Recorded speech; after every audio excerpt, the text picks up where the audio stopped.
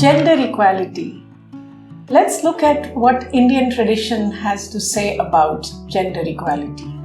According to the Indian view of reality, life, and existence, a human individual is first and foremost a spark of the divine, a portion of the divine.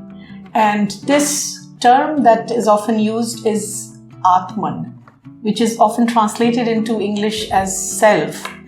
That true innermost self, that Atman, is the true being of the individual, which is covered or veiled in the outer instruments of life, mind, and body.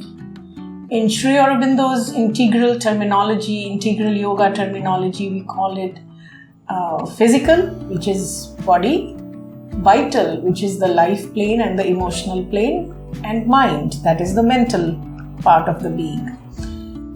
These are the outer instruments of the being, and the true innermost being is what actually characterizes the true personality of the individual.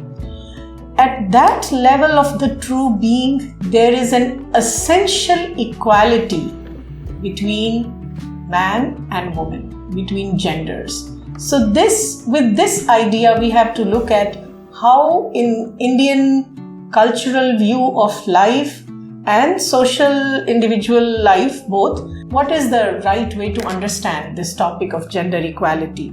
There is a particular shloka, a mantra in one of the Upanishads, Shvetashvatara Upanishad, where this idea of essential equality is described in a beautiful way, and this was also translated by Sri Aurobindo. And there is another beautiful description in another Upanishad, Brihadaranyaka Upanishad, where it's told as a story a little bit, where that the one supreme existence was alone, and one day that existence got bored of being alone.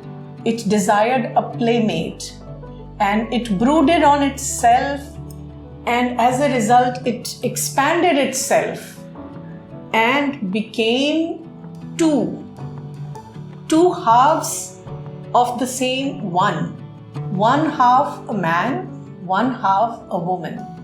And then the whole manifestation, the whole creation, the whole Srishti began. So these kinds of stories, these kinds of descriptions in our ancient texts describe us that our seers were very cognizant of the fact that these two, man and women, are not only essentially equal, but essentially one. Two halves, or two we can even say two manifestations of the one.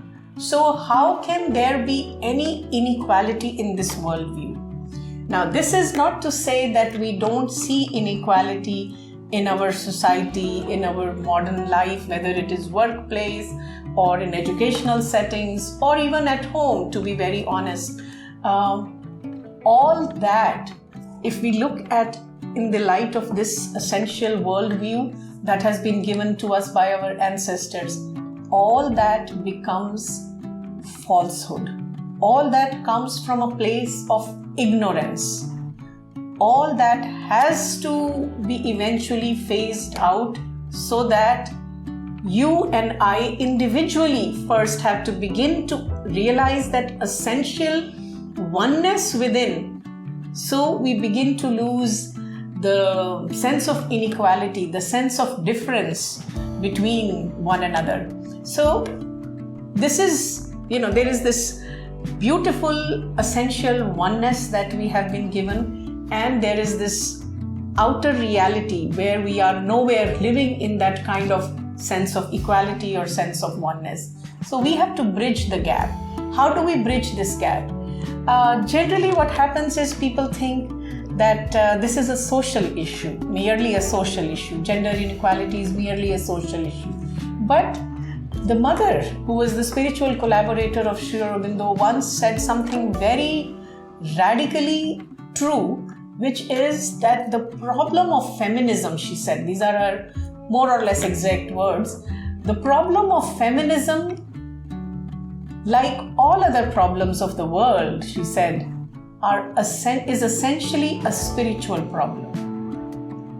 How is it a spiritual problem? Because spiritually we are not able to identify with that oneness within, with that essence within, in which once having realized that the distinction between me and the other person will disappear, the distinction between man and woman will disappear.